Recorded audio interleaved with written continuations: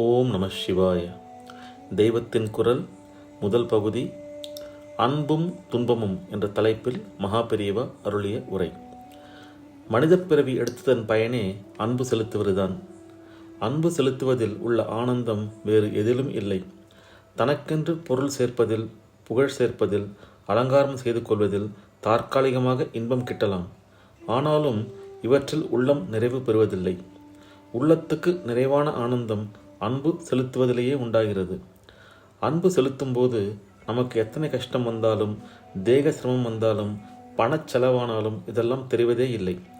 அன்பின் ஆனந்தமும் நிறைவுமே இந்த துன்பத்துக்கெல்லாம் மேலாக தெரிகிறது. அன்பு செலுத்தாத வாழ்க்கை வியர்த்தமே. அன்பு செலுத்தும் போது துன்பமே தெரிவதில்லை என்கிறேன். ஆனால் கடைசியில் ஒரு நாள் அன்பு செலுத்தப்பட்ட வஸ்துவே நமக்கு பெரிய துன்பத்தை கொடுத்து விடுகிறது. நாம் ஒருவரிடம் அன்பு வைக்கிறோம். கடைசியில் ஒரு நாள் அவர் நம்மை விட்டு போய்விடுகிறார். அல்லது நாமாவது அவரை விட்டு ஒரு நாள் போகத்தான் போகிறோம்.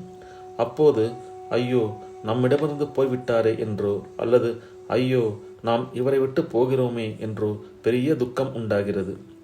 இத்தனை காலமாக அன்பு தந்த ஆனந்தமும் நிறைவும் கடைசியில் பொய்யாகி இந்த துன்பத்தில் தானே முடிந்தது என்று மனசு கலங்குகிறோம்.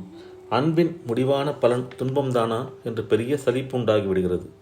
எத்தனை அன்பு வைத்தோமோ அத்தனை துன்பம் பிரிவின் போது உண்டாவதை பார்க்கிறோம்.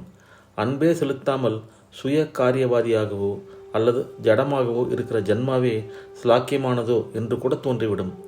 அப்படிப்பட்டவனுக்கு இந்த பிரிவு துன்பமே இல்லையல்லவா? ஆனால் உண்மையில் சுய காரியவாதி பாபத்தை தான் மூட்டை கட்டுகிறான். மனித பிறவி எடுத்துவிட்டு ஆனந்தம், நிறைவு முதலியன இல்லாமல் மரம், மட்டை, கல் மாதிரி ஜடமாக இருப்பதும் பிரயோஜனமில்லை. அன்பு செய்தாலும் முடிவில் துன்பம், அன்பு இல்லாமல் இருந்தாலோ வாழ்க்கையில் ருசியே இல்லை. இப்படியானால் என்ன செய்வது? மாளாத அன்பை உண்டாக்கிக் கொள்வதே வழி. நம்முடைய அன்புக்குரிய வஸ்து நம்மை விட்டு என்றும் பிரிந்து போகாததாக இருக்க வேண்டும். அப்படி ஒரு வஸ்து இருந்து அதனிடம் அன்பை வைத்துவிட்டால் நாமும் அதுவும் ஒரு நாளும் பிரியப் போவதில்லை.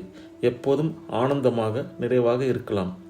அதாவது என்றும் மாறாமல் இருக்கிற ஒரே வஸ்துவான பரமாத்மாவிடம் அன்பை பூரணமாக வைத்துவிட வேண்டும். பரமாத்மா நம்மை விட்டு ஒருபோதும் நீங்குவதில்லை.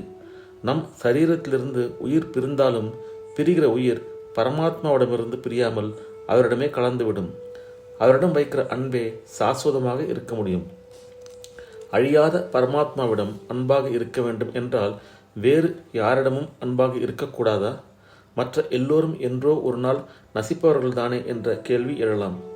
பரமாத்மாவிடம் அன்பை நாம் மேலும் மேலும் வளர்த்து கொண்டால் அவருக்கு வேறாக யாருமே இல்லை என்று தெரியும். மரணமடைகிற மனிதர்களாக எண்ணி அதுவரை யாரிடமெல்லாம் துக்க ஹேத்துவான அன்பை வைத்திருந்தோமோ அவர்களும் கூட இப்போது அழியாத பரமாத்மா ஸ்வரூபமாக தெரிவார்கள்.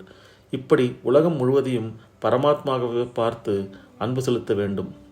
அப்போது நம் அன்பு ஒரு நாளும் துக்கத்துக்கு மூலமாக ஆகாமலே இருக்கும். எல்லோரையும் பரமாத்மா ஸ்வரூபமாக பார்த்து அன்பு செலுத்த முடியாவிட்டாலும் ஆத்ம குணம் நிறைந்த பெரியவர்கள், நல்ல ஞானமும் அருளும் நிறைந்த சத்குரு ஆகியோரை பரமாத்மாவாக கருதி அன்பு செலுத்துவது சுலபமாக முடிகிறது. அப்படிப்பட்டவர்களிடம் அன்பு வைத்து ஆத்மார்ப்பணம் செய்துவிட்டால் போதும்.